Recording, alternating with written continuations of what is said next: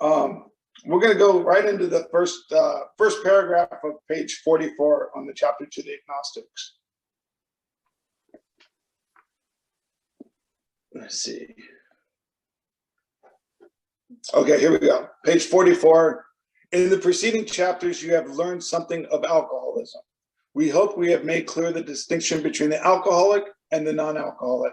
If, when you honestly want to, you find you cannot quit entirely, or when drinking you have little control over the amount you take, you are probably an alcoholic. If that be the case, you may be suffering from an illness which only a spiritual experience will conquer. We're going to stop right there, Paul. What do you think of that? Wow, short and sweet, yes. There you go. So, what have we learned about alcoholism? It has defeated us, yes.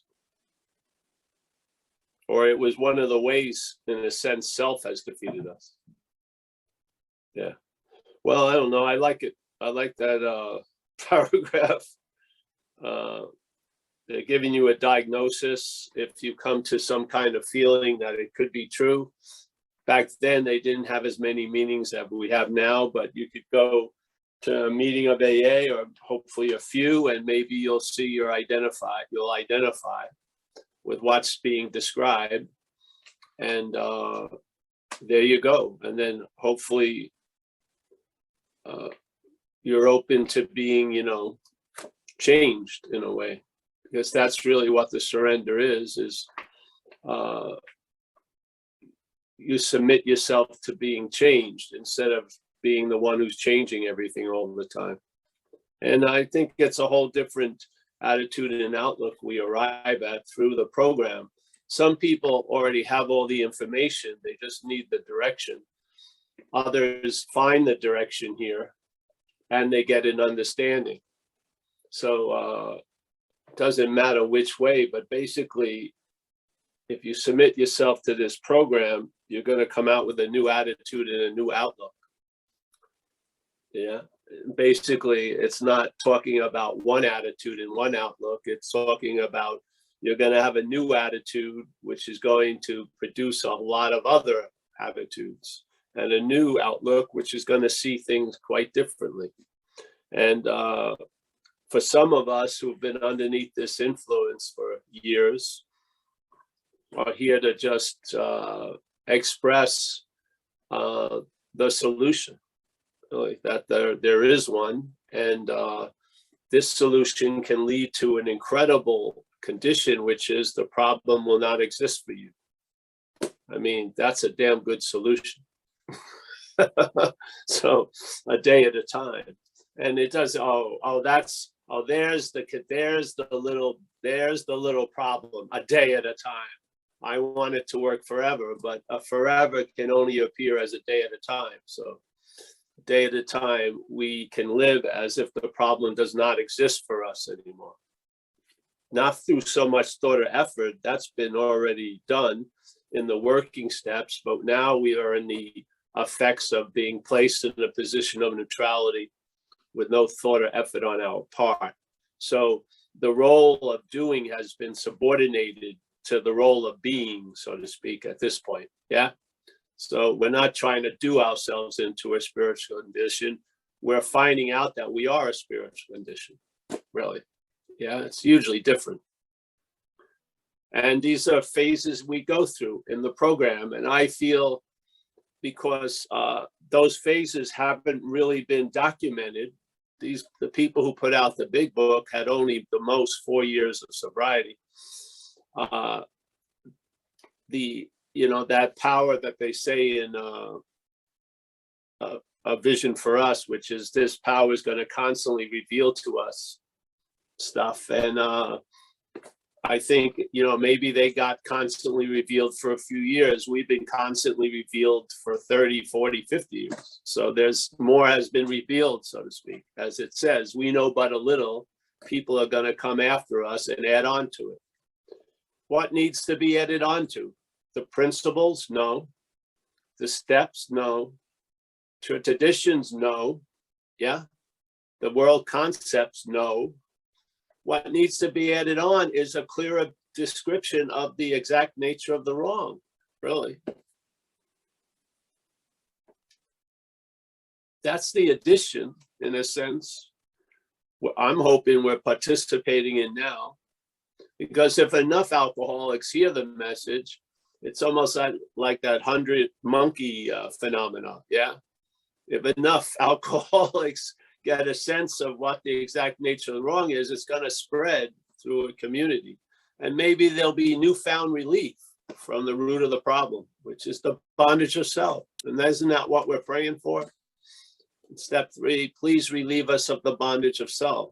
Well, maybe a little bit of understanding. I'm not calling it self-knowledge. I'm calling it knowledge about self. I think that can go pretty far. Yeah, and if you could add that little pane of glass in your new pair of glasses, you may see certain things clearly. Yeah, and maybe you can actually do a fourth step inventory and see the manifestations of self and how they have defeated us. It's written right in the book. I don't understand why we're not following that direction.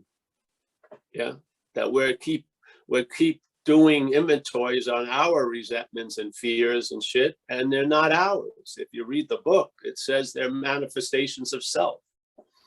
And it clearly describes a distinct difference between self and what we are, and what we are is called us. Yeah, and that's quite different than the word self. So being convinced, the same thing I harp on all the time, because I think that's what can be added on. It's there. You can just read it differently. You'll see it. And like we talked about last week, I would say the most common word in the whole big book is probably self, at least in the first 164 pages. It's more than self is in there more than alcohol, I think, I would imagine, and alcoholism. It is probably mentioned more than anything else. And it precedes a lot of shit that they try to describe, like pity, self-pity, yeah, like demoralization, self-demoralization, yeah, self-hatred, self this, self that, so da. It always starts with self-centeredness, self-seeking and frightened, self this, self that. I mean, it's important to get an idea of what that means to you, not just a word that you skim over, but what does it feel like? Because if there is an act of being bound to self, there must be a way of describing it if you're under it, yeah? I mean, the first free slave would be the one that knows they're enslaved, isn't it, really? That would be the first free slave, to know that it's enslaved, so it can share, yeah?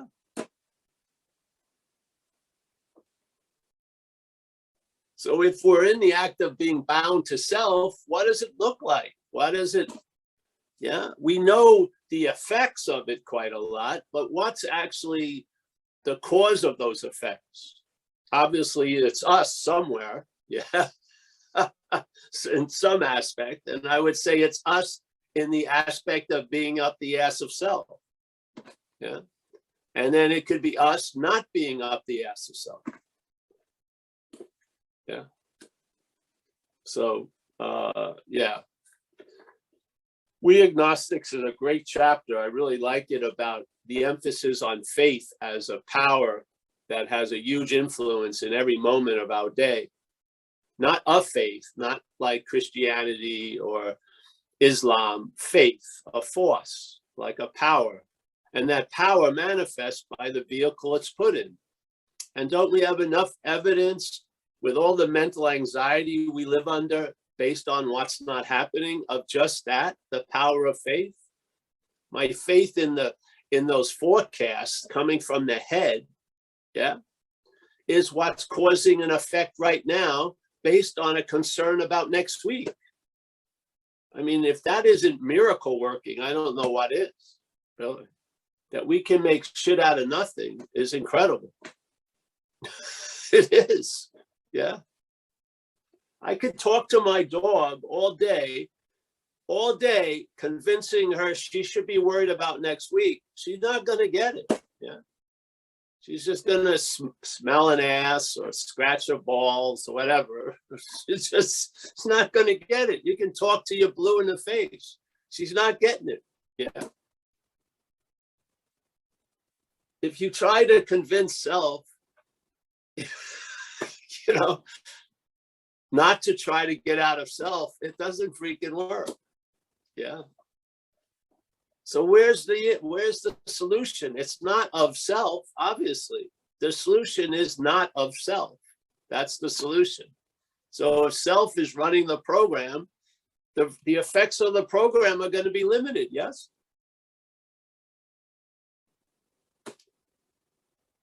If there's a surrender of that idea of self through the program is going to become unlimited in a way, because instead of having a higher power of your understanding, you're going to have a higher power, or it's going to have you based on its own understanding. It's not going to let you limit it. Yeah.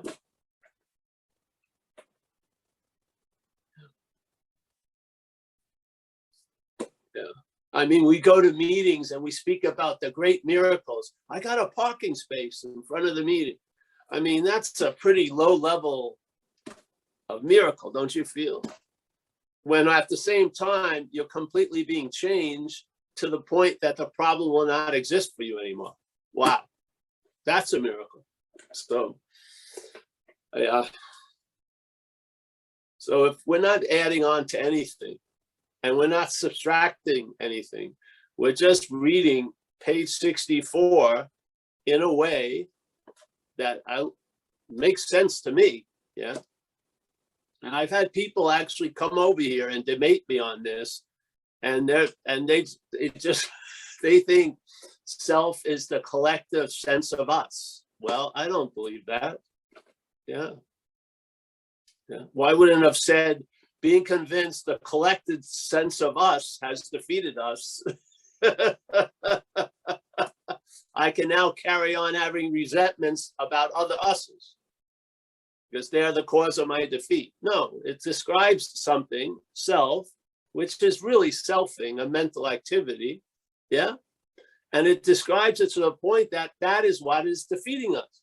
We can't see it because there isn't anything there, but we can see it by looking at its manifestations. Yeah, we get a certain vision of it. We're not going to see it like a 6'4" ogre. Yeah, we're going to see it in awareness. There's going to be a sense of it. Yeah, didn't that happen when you did the 4th step and the 5th step? Your sponsor would point out certain patterns of how you were defeated, and you'd start to recognize it. And then when you went into living again, you'd recognize the pattern. You'd see, oh, Jesus, this is exactly what we were talking about the other day. You could see it finally. Yeah. It didn't appear as a thing. You saw it as an activity. Yeah. You had the eyes to see it by doing the inventory. What would happen if you did the inventory in a clear manner? And I'm not saying others aren't clear, but in this platform right now, the clarity we're subscribing to is seeing self as other. Yeah. And it starts with its manifestations, because you can't say I'm other than self. That's just made up. But you can see you're not the one who has the resentment. Resentment has you. Yeah. It isn't your fear. These are not yours. They're things that have taken you over. You're not in the position to talk about fear as something that you're enjoying or entertaining. Yeah. It's not my fear. It's fear. And it's not being generated by me. It's being generated by self. Yeah. Or me identified as self. So like it says in the book, we are the manufacturer of our own misery. I disagree with that. I believe we manufacture a lot of stuff. Yeah. We manifest a lot of stuff, but we're like the factory. We're like the machinery. It's the one who's running the factory which directs the product line. Yeah. So we know that when self is running the factory, as active alcoholics and addicts, we seem to manufacture a lot of misery. But you're not going to tell me it's my misery. I'm not going for that. Yeah.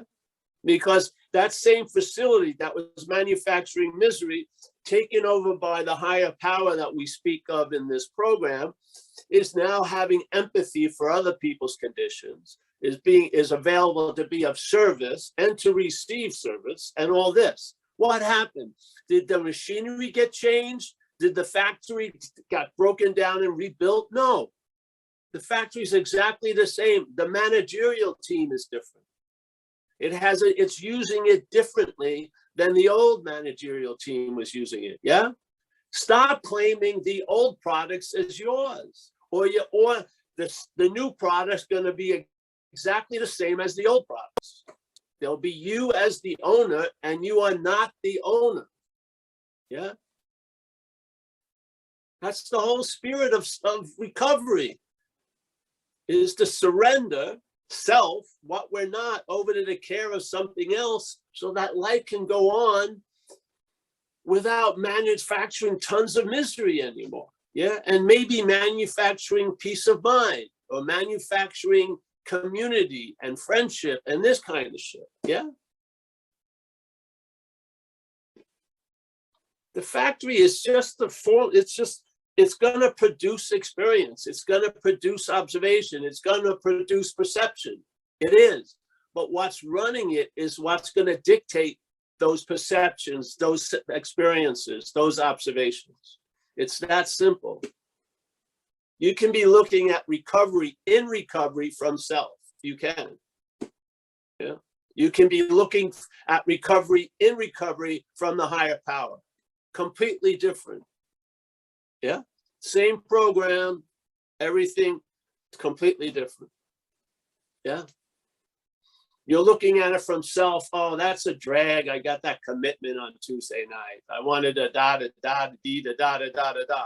Seeing it from higher power, from the gratitude, you see that as a fucking privilege to have a commitment. Yeah. It's the same commitment, isn't it? Exact same, but the attitude and outlook is completely different. That's what we're talking about here. Yeah.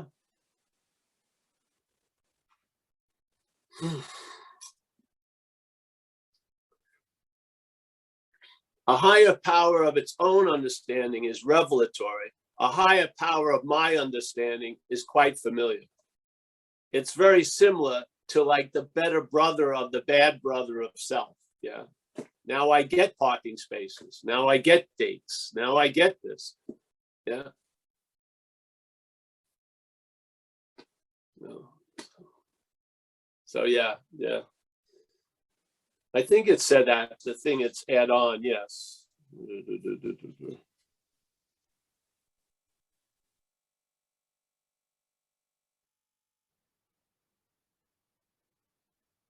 Yeah, this is it, What are we adding on here?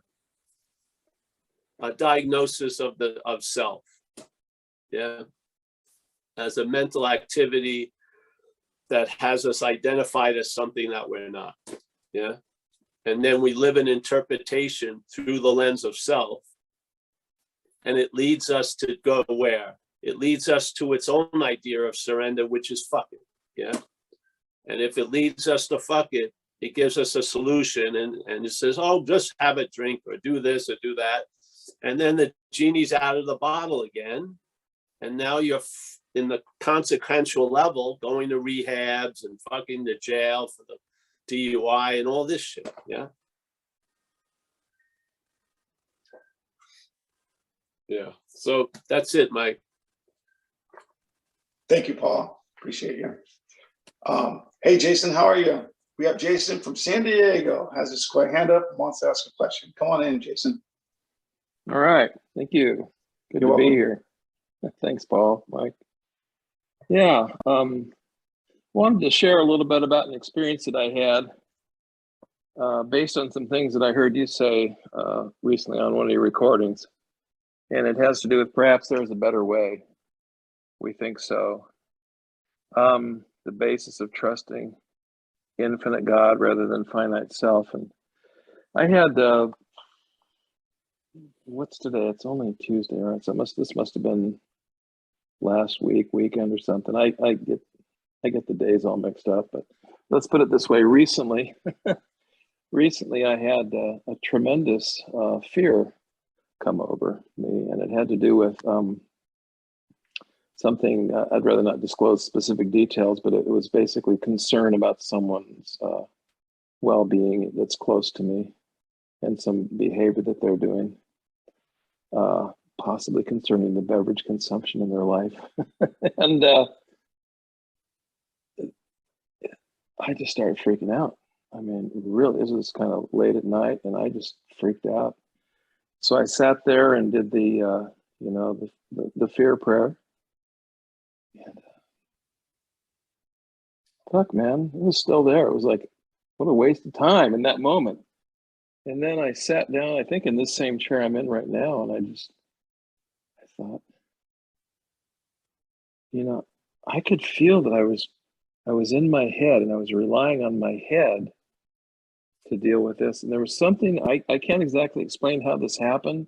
It's something that you were talking about recently, but it was like,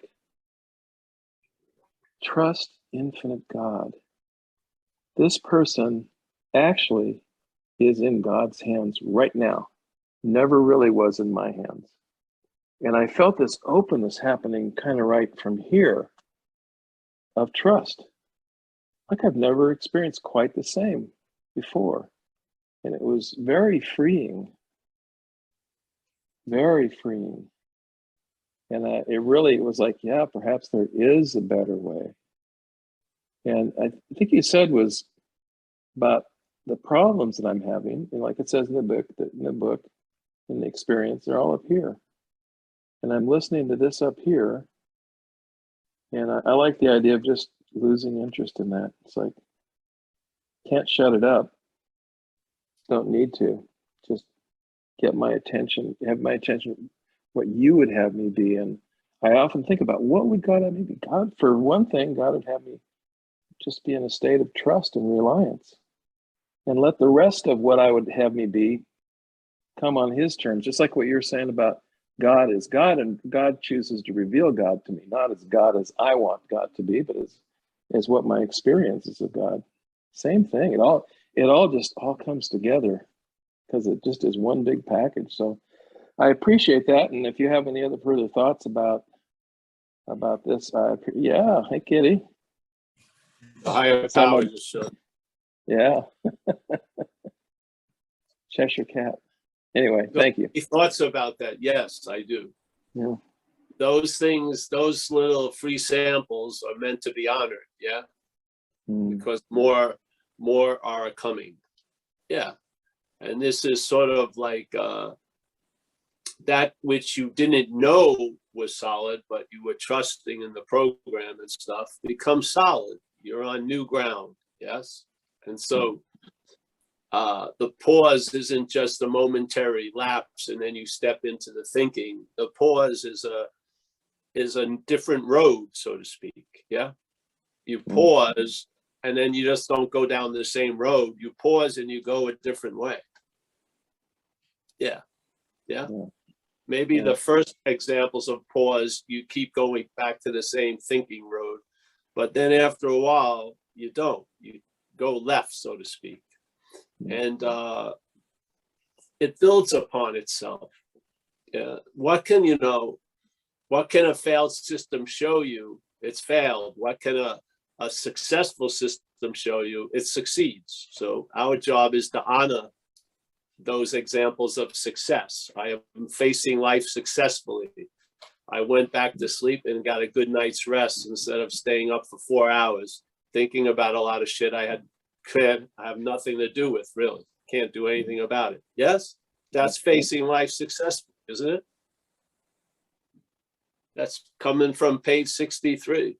We learn that we can face life successfully. Honor those shifts, and there's your participation in the building of the new way is to honor the building of it. Yeah, that's you're not there laying down the mortar and writing out the diagrams and the blueprints. Yours is to honor the workings of the higher power in yourself and others. Yeah, that to me is how things that perhaps there is a better way gets stabilized. Is when the better way exhibits itself, you honor it. Yeah, like you shared right now, that's a form of honoring it. Yeah, and you don't have to preface with it, but I'm still crazy. You can just let it stand right like that. Yeah, something's working. Yeah. Yeah. And the thing is, the loss of interest is the key. That's again on page 63. Everything pivots based on you lose interest in self, then you gain interest in others and what you can contribute to life. There's a requirement at first. You don't just gain interest in others. There's a loss of interest in self. Then there's a gaining interest in others, because self can be parading around like it's gaining interest in others just as a way of reinforcing itself. Yeah, there are, and Bill W., they describe it about, that person in self-will can look virtuous and kind and shit like that, but isn't it self-will? Exactly. So this is and people go, well, how will you know the difference? Definitely over time. You'll just see it. The contrast gets more stark from the problem and the solution. It doesn't get more cloudy and more confusing. It gets more clear. Yeah. Very much so. Yeah, totally. Because because not only does the solution have that momentary effect, it produces like a tremor of that effect. Yes. There's a momentum gets built. Yeah. And then that momentum takes you places, I feel like, in being able to enjoy peace of mind, knowing the word serenity and understanding peace and all this stuff. Yeah. I think that's the momentum of the faith, getting switched from self to the higher power. Yeah. Which we can't do, but we can observe it. Yeah. We, just like it says in step 2, we came to believe, which means we've observed. Yeah, that something has restored me to sanity concerning the insanity that precedes the first drink. That's an observational step. I came to believe, I observed, I haven't drank in 8 weeks. First time in years. Yeah, I've observed, I'm not fucking up. I'm home and sleeping at 11, not fucking in the tenderloin, shit like that. Yeah, I observe, it's simple. Something's working. Why? Because it is. It's not a leap of faith. The leap of faith is in self. That's the huge leap of faith. The program delivers the goods if you're open to it. It does, doesn't it? Even if you're not open to it, just show up and it will. Yeah. You don't even have to comply with its effects. You'll just begrudgingly accept them as time goes by. Yeah, because they will be. And you didn't administer the effects, nor did you direct the effects. You observed them. You came to believe. I came to see that something had changed. Yeah. So, yeah. So thank you for that. And yeah, I feel it's important to honor. I feel it's important to honor those events, especially in the beginning, because the head will forget a miracle in a half hour, really. And it will dwell on something that actually never even happened for 40 years. It'll make shit out of nothing, but it doesn't want to tell the truth about what's happened most of the time. Yeah. I mean, you've got to break that. You got to break its back by new habits, so to speak. Yeah. So it's really good to share this kind of stuff.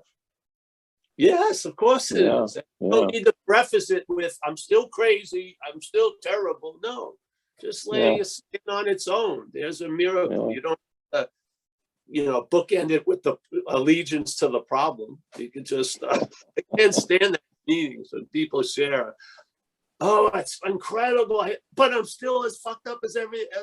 No, maybe not. Yeah. So thanks, bro. Yeah. Thank you. Yeah, appreciate it. Thank you, Because Jake. I know, I also know this much, that I kind of tried to verbalize a process, but I clearly was not the person making that happen at all. No, I mean, no. it sounds like the head decided to trust the heart, tried to start trusting God. It wasn't like that. It was like, this fucking isn't working. Or there was a collapse, a feeling of being surrendered, not surrendering, but being surrendered in that moment. It's very hard Yeah. to talk about. Yeah. Well, then the head will show up and say, "Oh, I'm on board." Yes. I had a lot to do with it. Oh yeah, I wouldn't think I was thinking about that the whole time. It's like it shows up. It's the one who caused the accident, and it shows up after the accident to sort of lay blame on everyone. Everyone else. Yeah.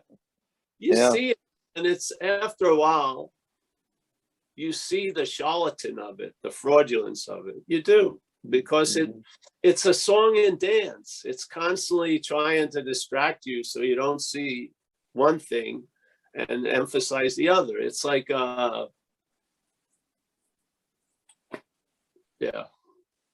my girlfriend's son, he's funny, young guy, and his head tries to take advantage of his mom, and it works on her to give him $100 or something.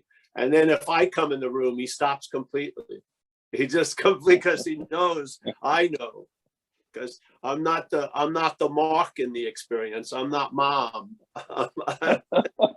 His whole thing. Now maybe he'll get better at it as he gets older, but it's pretty obvious, because I was, I had the same head exactly. Yes. So, but it's so funny. He'll be coming into the room and he's got the story going, and as soon as he sees me, he drops the story and usually goes and pick up some food and goes back into the room. Waits for you to leave.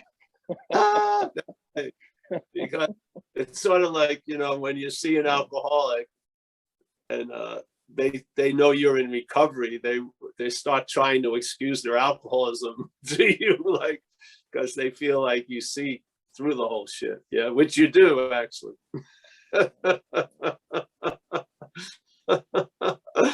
So that's what it's like, really. Yeah, it likes us to be alone with it. Yeah, it can really work wonders then. That's why it's so important to be in a community of the we.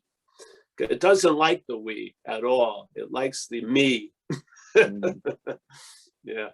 So I was wondering about that. That's a good point. Yeah. Yeah. It's very hospitable aloneness for it. It likes that, because most people see the problem isn't the problem. It's you in the problem. Yeah. The sense of self is the problem. Yeah. Now we immediately direct attention to what we think is the ongoing or the momentary problem, but the real problem is the mental engagement with that thing. We're the problem in a sense. Yeah. So this is more like, instead of bitching about the house you find yourself in with a huge mortgage, you look at the blueprint room and you go no to the blueprint, and therefore you don't find yourself in a house with a terrible mortgage. Yeah. That's what doing the inventory is about, is it gives you eyes to see the patterns of how you've been defeated in this life. So you can recognize the defeat, not after the defeat, but before the defeat. Yes? Yeah. Wow. Okay. Yeah. Yeah. So bring the shit to 6 and 7. Really, it's not you. It's sort of like the idea. There's an old story about in India about a guy who has this huge basket on his head, and he's got to get to a destination. It's sort of far, and he's walking, and so his idea of relief is based in a future arrival at a destination, all the while, putting up with this incredibly heavy weight. So a guy sees him and goes, "Hey, you're right around the block from the train station. That train goes to where you're going." Yeah. Why don't you go get the train? So the guy goes, all right. He goes into the train. Now you would think that's all that the passerby needed to do, but he doesn't. He needs to do a little more. He's got to follow that guy to the train, because when the guy gets on the train, he still has the bag on his head. Yeah. He's still thinking it's up to him to get to the destination. It ain't. It's the train's responsibility. As soon as he stepped on the train is responsible for you arriving at the destination, not you. Yeah. So the guy had followed him and says, hey, bro, you can put the bag down. He needed a reminder. And then he put the bag down and he got to that destination. And then the relief that he was hoping to get at that destination, he had while going to the destination. Yeah. This is what it's like with the bondage of self. Put it down, and then hopefully someone else you're working with, a sponsor or someone, will tell you to put it down again, because there's the habit of thinking you're the fucking train. You're not. Yeah, it's important. I would think, that's why we like to have these talks every week. Because to keep repeating it, it's going to get established, this idea. Like it or not, access it or not, at least you've heard it. Yeah. Yeah, you've heard it. There's another possibility that, because that immediate sense of something being yours rarely gets questioned. Yeah. Rarely it does. Everyone's walking around under assumption, oh, these are obviously my thoughts. I mean, they're very unique. But those thoughts that seem so unique to your situation are triggered by an algorithm in a way, which is self. Bing, and then more thoughts come down to build a case, but none of them have been yours. I'd like to see you tell me how you think them. I'd like you reverse engineer all right, let's stop at the end product line, your thought. Tell me, reverse engineer that thing and how it arrived at your thought. Yeah. Where was your role in the thought? Where did you make it? Do you have it? Or what were you the noticing of? Yeah. But of course we walk around constantly, we're like incredibly concerned about the length of the hem of my pants, with absolutely no sense of what's actually going on. Yeah, in a lot of ways. This my is distributing so much fucking meaning to what comes after it, that my resentment can live and thrive for 50 years in that Petri dish. A resentment doesn't have that length of life. It doesn't. Yeah. You're usually, you resent someone cutting you off, and then three exits later, you've forgotten. Your head's on something else, basically. When it becomes your resentment, you follow the fucker, a big thing happens, you end up in jail. Yes? Or killed. Yeah, or killed. Yeah. So it wasn't the resentment. What gives life to the resentment is us calling it ours. Yes? That can stop. It can. Yeah? That can stop, because it never actually happened. They're not yours. You're not disowning something you owned. Resentments had you. You didn't have resentments, obviously. Yeah? Yeah. You're thinking, if you look, you're thinking you got it pinned, but in fact, you're seeing it the wrong way. It's got you pinned. Yeah. Same thing with alcoholism. Everyone's talking, I have alcoholism. I don't see it that way. I see alcoholism as us. Yeah. The book says we're in the grip of it. We're in the grip of it. Exactly. It's page 30. We're in the grip. Because see, this idea that's the whole point that the head loves to have you looking at things from. If it's yours, then it lands on you. Then it becomes moral. Then it becomes bad. Yeah. Yeah. Just get rid of your alcoholism. Yeah. Well, thanks, bro. I wish I could. The fact is, because I'm not in that situation. I don't have it. It has me. Yes. This is what people don't understand. Why not you just stop? They don't understand it at all. Because this is the religion of this place is you're the doer. Yeah. You're the fucking doer of everything. Yeah. Nothing took you over. It was you. Yeah. Yeah. People have a lot of empathy for someone who's under the effects of cancer and shit like that. But for an alcoholic, fuck you. You shouldn't just stop drinking. Yeah. There's no knowledge. There's no understanding of what's going on. This is a very strange, interesting thing. The problem resides in the mind. Yeah. This is a disease of perception and shit. So. I was just thinking the problem resides in the mind. Yes, exactly. MY, yeah. Yes, because mind and my are inseparable, to tell you the truth. Yeah. You want to see the influence of mind? Look at the word my. There's a lot of it. Yeah. Everything has to do with you. Yeah. So, yeah, thanks, bro. Yeah. Thanks, Paul. Appreciate it. Thanks, everybody. I'll pass. Thank you, Jason. All right. We have Tim. Tim, you have a question for Paul? Oh yeah, hi Paul. Been a while since yeah, it's been a while. I have been watching some of your stuff on YouTube, not being able to get onto the live streams very often of late, so nice just to be able to drop in and say hi, really. Just not really a question, just a couple of thoughts really, for wonder if you could reflect on them.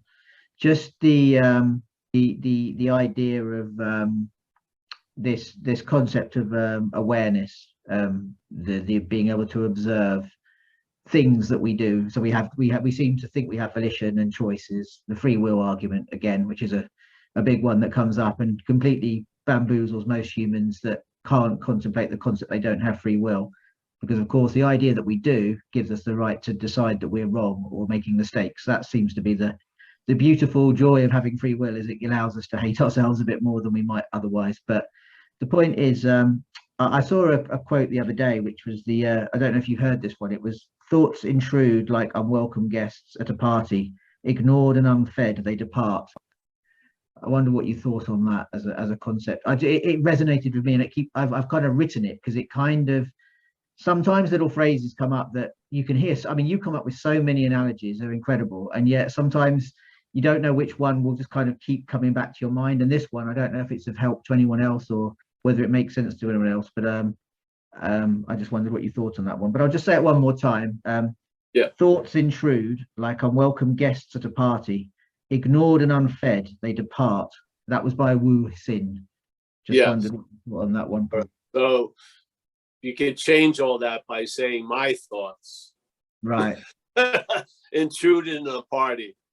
And then I get arrested at 1 a.m. Yeah, there you go. Yeah. So yeah, what's the difference? Thoughts, both examples have thoughts in it. One has my and one doesn't. Yeah. That's the difference. Yeah. Thoughts seem to intrude, but they don't get fed. My thoughts, they intrude and then they move in. Yeah. Don't we see all thoughts as my thoughts? Like, isn't that the problem, that the thoughts that come are immediately labeled as mine? Well, they're quickly labeled. They're not immediately. Right. Because okay, yeah, there is sure. Yeah, so it takes a little while, and then it's basically a habit now that when a thought is noticed, it triggers a sense of being the thinker or the yes. Yeah, it's a habit in a way. The mental process is quick, but it cannot beat what we are, because we really are the pause, and we are before thought. So that's what allows you to live under an experience of my thought, and then to have a freedom as just thought. Yeah, that's what allows that to happen, because you're before both. Yeah. Yeah. Yeah, sure. So I mean, one before is an imaginary position, and it says it's the owner of everything that comes after. The other before is truly the spirit of anonymity and humility. It doesn't own shit that comes after. Yeah. And therefore, there's a pattern here. What you own seems to own you. So, and then you want to disown it, but you're also in the process of owning it. It doesn't work well. But what happens if you don't own it? It doesn't have the ability to own you. As you just said, you don't feed it and it leaves the party. Yes. Yeah. I mean, you mentioned earlier as well, I think, which is on a personal note, a particular issue that I have, which is the idea of having when double sort of questioning your own positive good intentions, as are you actually being selfless, or is this all just a game that the ego is playing in order to, but I think we know at core level whether that is happening or not. So I guess I've answered my own question, which is I know that I'm not being true, but then I wonder, what do I have to do to be true? And then it comes down to this idea of I'm not that I think I am. And then so it's the intellectual understanding is there, always has been probably, but it just doesn't seem to sink in to the point where you travel lighter, in a sense, in effect. Well, yeah, the intellectual understanding is helpful as far as it can go, but it has limits. So yeah, it's basically sort of something that's taking you far, but then it's doesn't have the ability to go farther. So right, that's exactly, and you move on. Yeah, definitely. Yeah, because a lot of times these things are used almost like shields to an idea of vulnerability and shit, and so we move on and the shield gets put down, and and then that fear of real knowledge gets dismissed and weakened, and then you basically don't think much about that shit anymore. Right. Well, that's the key point. But one of the other things, which is that it's when there's this dilemma or debate between whether it comes from the right place or not, right? That's vague, but it's purposely said that way because I think it is quite a blurry notion. And then there will be other people that will give, in my case, very positive feedback as to being, this is, you're a really nice, genuine. And then it's like just confusing. That is the insidious nature of what I'm doing confusing others, or do they really know? I mean, it's paralysis by analysis, isn't it? It's the classic self-obsession. So that activity that you're describing itself can be turned over in a way. You may call it it's good, but it can be thrown in, hey, I'm willing for you to take all of me, all the good and the bad. So intellect can go and get a nice cleaning and then put in its proper usage. It's cool. I've been dumbed down, tell you the truth. A lot. Things I don't have like my pay scale doesn't have me on that level. I just, I don't think about shit much. No. I mean, what I would say is though that the policeman and the thief thing does seem to be quite linked to that idea of like that you're either in one or the other, and you kind of need to see that both aren't you, and then you can get past it. But it's you're always in this sense of moral righteousness or the fuck it thing where you say, you know what, I'm not going to listen to that, the voice of authority, so I'll do what I want. But it always ends back with a problem that you have to try to solve, and it's like that's where the demoralization, loneliness and despair comes, because it's a constant repeating phenomenon that you end up with here I am again, why don't I learn? Damn. And every time you fail, it seems to get harder. That is a very good description of what you're placed in a position of neutrality about. In other words, you don't care about the two sides of the debate. You're not the one who set the debate up. You're not interested in it. So you're placed in a position of neutrality. Yeah. And I feel that that it's that idea of becoming clear, the sense of the need to know condition we are in. Yeah. The mental has a huge need to know, but what you are may not have much of a need to know. Yeah. Correct. Yeah, sure. Yeah. So like you were talking about the thought being starved, that desire to know gets starved also. Yeah. And yet you get super healthy while it's starving, so to speak. Yeah. Yeah, well, I'm a big fan of being dumbed down. If that's what, if traveling lighter is a result of not It will overthinking be, things. bro. I'm feeling. I mean, I used Yeah. when I was young, and this is just a story in hindsight, but I had some emotional upheaval when I was 9. My father died, and my grandmother brought me up with my mother. She died, and it triggered the head to get more active, and then I could see in hindsight, I truly fell back on relying on the thoughts, and I could see the distance it was producing by when I got back from these situations. I had the same sister in the Catholic school, and I used to sit like 3 desks away from her desk, right in her line. And I sat there again, and I was a million miles, or she was a million miles away. I mean, I went up the ass of self at that point, and there was like a incredible reliance on that, and a lot of shit shut down in me. And to keep that reliance going, it had a lot of disassociation and a lot of stuff. It was, see, the head, when something bothers it with a wall of windows, it closes all the windows. It's not a selective dealing with one thing. It affects the whole system. And sometimes it takes a while for those windows to open up again. It took a while in this life for those windows to open up. And it's more the space in the air that it allowed to come in. And then that wanting to know so much, lost a lot of interest in that. Yeah.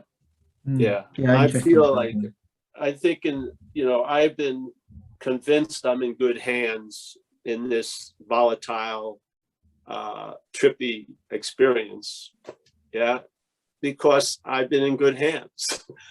I've observed that when I had gotten to wit's end and had no idea how things were going to work, they worked out a lot of times, and I honored it a lot of times. And something that I thought my own viewing of it was what was making it seem shaky, that view changed, and that thing has been sound in my life. The reliance of something greater than self. Yeah, it's working. So, I mean, seriously. So I think a lot of times the intellect it can turn into almost a defense mechanism, and self hides in there, because knowing's not all that it's cracked up to be, really. I mean, because it usually it's a two-sided coin. Yeah, knowing, there's a lot of knowing to really not know what you already know. We really don't. We just don't. There's that day of reckoning. There's a fear of in the mental condition. But there's an old statement I like, which is, "What is it you know that you don't want to know?" A lot of wanting to know other shit is about not wanting to know that. Yeah. Like not wanting to know you're an alcoholic or an addict or whatever. Or so you'll become a professor of other shit to avoid admittance of that. But the admittance is another way of, sometimes that's a part of the battle, right? You acknowledge something which can be difficult, and then that gives you free rein to then do that thing because you've solved the problem, right? You're like, I finally realized I know what I am. I'm an addict, and now I'm pretty happy about the fact that I can go and do what I want.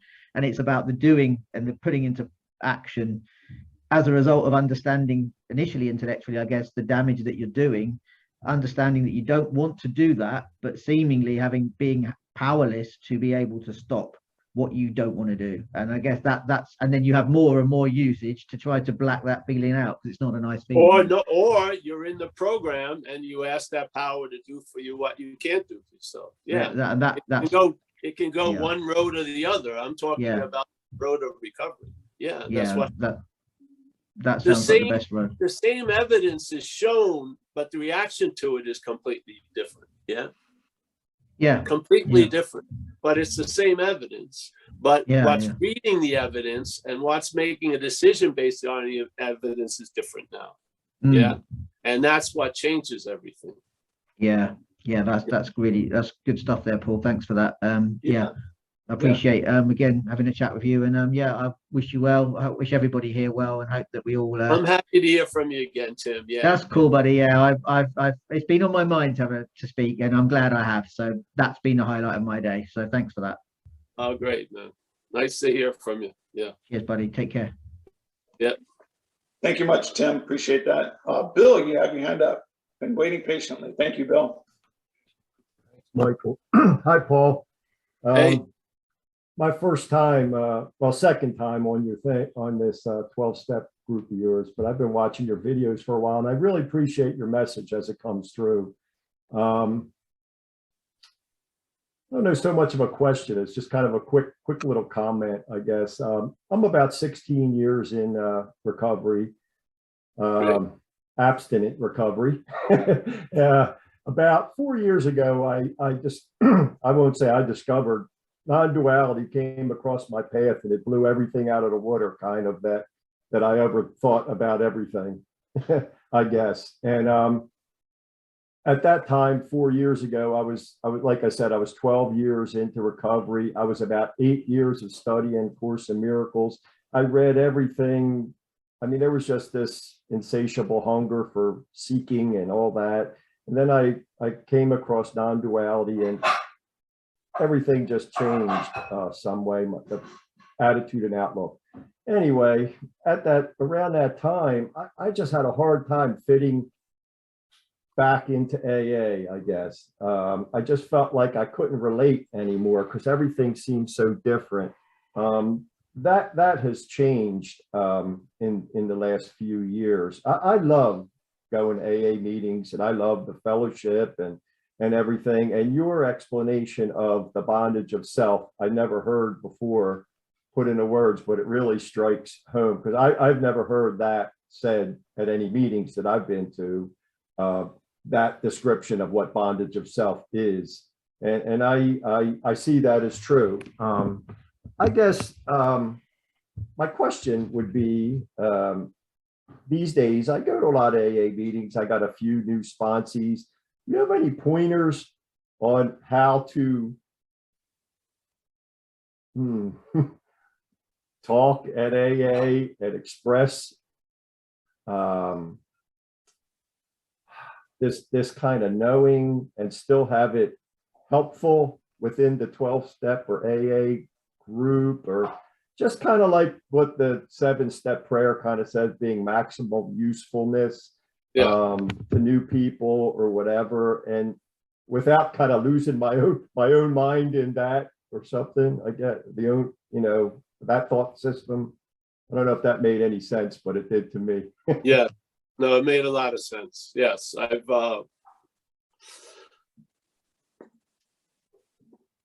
I would say it's best expressed covertly, not overtly. And I believe over time, what you are will speak louder than what you say. So you can say things that are familiar to people in the AA meeting, but conveys this energy for sure. It doesn't have to be the language of non-duality. It's the spirit of it. Yeah. And I've learned it a lot of way. I learned it sort of the hard way. Yeah, myself.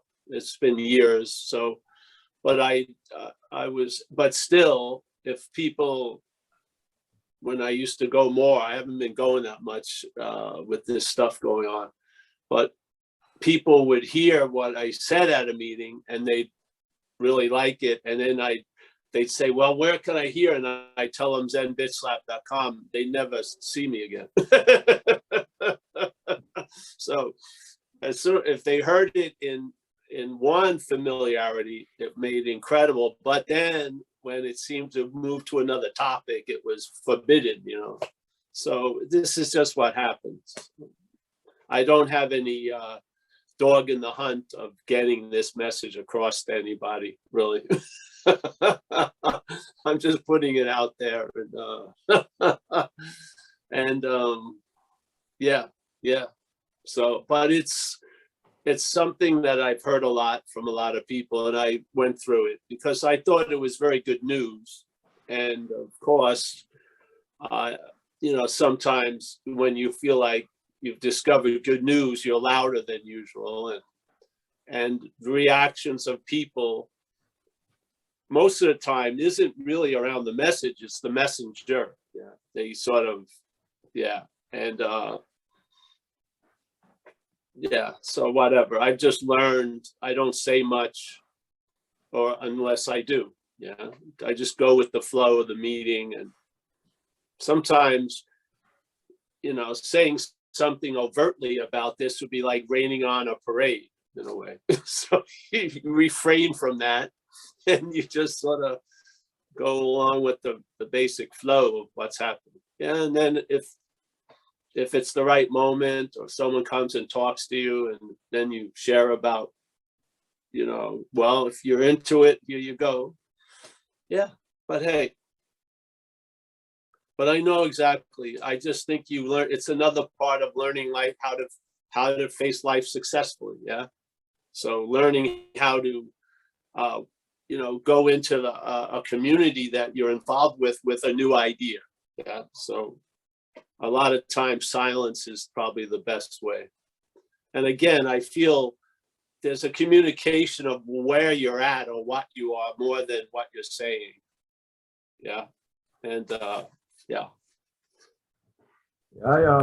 I really appreciate that, what you just said, because everything that you just said is kind of the way I've been seeing it. You know, it's more of a communication. Like you're doing it takes, yeah, but it's very helpful to me, I guess, that to have at least one other person that kind of has experienced what I'm experiencing, because you know, that to know that, kind of like when you come to AA and you first realize, oh, I'm not the only crazy person in the world. There's a million people that have thought and experienced what I've experienced. It's nice for me to talk to another person, so to speak, it's supportive, to realize I'm not the only one that's ever had this type of experience. Yes, and the thing is, sometimes to be of maximum use is to attract undue attention, so to speak. Yeah, to be an upsetting quality of certain things. Yeah. But again, I remember when I was speaking at you know, 31 years ago, I started to do workshops, 4-step workshops in AA. And they took on a whole new life because I was hearing more stuff. Yes. And I would have a lot of people really flip out at me. Yeah. At the messenger. Almost some Zen guy wanted to punch me out because I was threatening the idea of meditation. It was tons of shit happens, you know what I mean? But I felt that it was sort of a calling. So, and it wasn't about protecting my feelings. So I knew I was out on a limb, and it was fine. Yeah. I mean, a lot of people got mad at me and shit like that. Heretic and stuff like that. Yes. So, but I thought the message is more important than the messenger myself, really. So, but yeah, it's not nice. It's, you know, it's uncomfortable when people get mad at you for bringing in a great idea. But hey, whatever. It's just part of the deal. So, I've been called an AA blasphemer. Yes, of course. Yeah. But this is what, you know, the AA program is perfect, but there's people in it, you know, that's the thing. You know, we come with a lot of opinions about shit we have no idea about, you know. I'm not immune to that either. So basically, I've learned to say a lot without saying much, you know. Yeah. Thank you. Yeah, you're welcome, bro. Thank you for that share. It's nice to see you. Yeah, and you're always welcome, brother. Thank Yeah. you. Yeah. We like blasphemers. Yes. Heretics, blasphemers. Yes. You know, I was going to add in there that I'm fortunate that I'm 6'6" and bigger than most people, so nobody's tried to punch me for it yet. There you go. Well, the Zen person was very mad at me. Yes. We used to have this group called the Pod People in San Francisco. They were sort of like a cult. They were very mad at me. Yeah. They wouldn't wait after the talk to confront me and shit. They had this whole idea of walking around with books, writing down every fear. And I said, man, my target is to outgrow fear. I don't want to become a great manager of fear. I don't want to have any. That's where I'm shooting for. I don't want to be writing down shit all day. Because, you know, something, you start writing down shit, you're going to have more shit to write down. A lot at a time. Yes. Yeah. So I'm a real believer in the process of recovery has a lot to do with telling the truth about what you seem to have grown into, and then the process of growing out of. Yeah. Yeah. It doesn't describe really literally what you're going to grow into when you grow out of stuff, but we know intimately, a lot of us, what it's like. Yeah. Yeah. So, yeah. Thanks again. Yeah, you're welcome. Thank you, Bill. I can guarantee, Bill, there's a meeting I used to go to, and every time I'd share, this guy would have to share after me. I mean, I could watch it to try to rebut the whole thing. It was amazing. He thought all the little chickadees were his, you know, he was the hen, the rooster, and he had to protect everyone. Well, Hey, we're in good hands, you know? Yeah. From the experience you're sharing now, I feel like I'm talking to my twin brother because all the same stuff has happened. Yeah. Again, it produces, the message can produce an effect. It's not the individual messages, but yeah. So, but hey, I was lucky in AA because I had credibility. I did a lot of service in AA, so they couldn't really run me out. And no one ever really said much to my face, only one person. It was mostly background noise and shit. Yeah. So I was called non-self Paul, Buddha Paul. I was called the radical Iman or something like that. So I got a lot of names in the community. And it's funny, very few people from where I live are on these Zooms. It's amazing. That thing about, not saying I'm a prophet, but Jesus thing about the prophet is never recognized in its own village. It used to make me sad but that's why we did the website. I knew I had been characterized very well in this community. People weren't going to hear it anymore. So by putting the website out, we could put it out to other AA communities. That was the big driving force to do a website, the Zen Bitch Stop, was just to get the message out, because it was dying here in a way. Because who's going to look at self when they can look at a non-self Paul? Yes. Yeah. Talk about him. Yeah. So you learn a lot about a lot of things when, yeah. I feel much less alone in that experience we're talking about now. Good. Great. Hearing that you did you experienced all the same stuff. It's yeah. It's a common. Yeah. It's not. It's You know, there was I'm going off on a tangent, but there was a very interesting documentary about this huge thing that this group called Osho Rajneesh, who was an Indian guy, called, I think, Into the Wilderness, where this followers of him built this huge place in Oregon called the Ranch. And they came up against this small town called Antelope or something. And this documentary, they would interview people. And two of the interviews of the citizens of this town had the exact same answer. They said they were afraid of things they don't know. Yeah. That's what happens. The head is afraid of shit it doesn't know.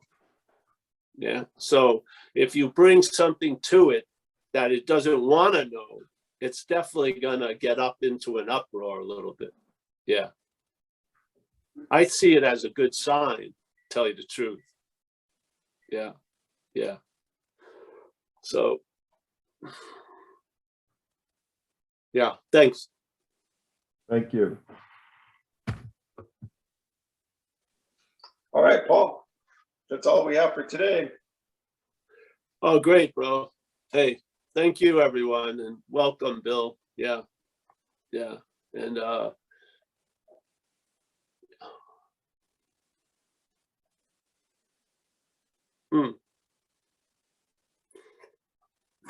the truth is the truth. It doesn't have to be welcomed. Yeah, it's true.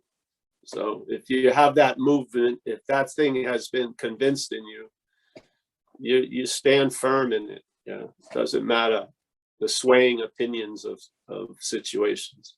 Yeah. All right. Well, thank you. Hey, Kaiser, nice to see you.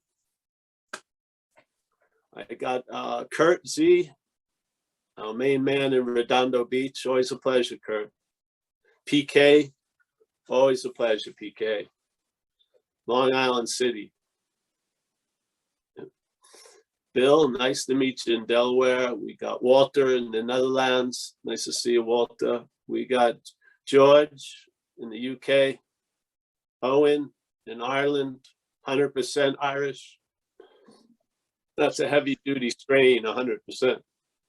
Don't think so. We got Tim. There you go, Tim. Yeah. Tim, in a way, look at we agnostics in the big book. They talk about reason or instinct, and they talk about, the limitations of reason. There it is. Yeah, it's a very good chapter. All right, so we got Stefan on having never left. Thank you. Michael, again, thank you for jumping in. Chris over in Lexington, Kentucky. Pleasure to see you again, my friend. Jacob, all's well, I hope. You can always call me up if you like. I should have been in contact. Someone's getting out there. Tommy, Connor from Dublin. We got Kelly, nice to see her again. We got Alex, Hudson Valley. There she is. We got Crispy in Mammoth. Yeah. Sooner or later, the wood stove is going to be put out. Spring must come sooner or later. Roman in Germany. Yeah, there he is. Roman and Barbara. Jason in San Diego. Thanks, Jason. We got, let's see, we got Oliver. We got from Berlin, Suzanne, Terry from Maine. Oh, I'm happy to see Terry. Eligio, King Baby, yes. Ruby Rose in Kansas. No, Wichita, Kansas. Nice to see you, Ruby. We got Anne from the UK.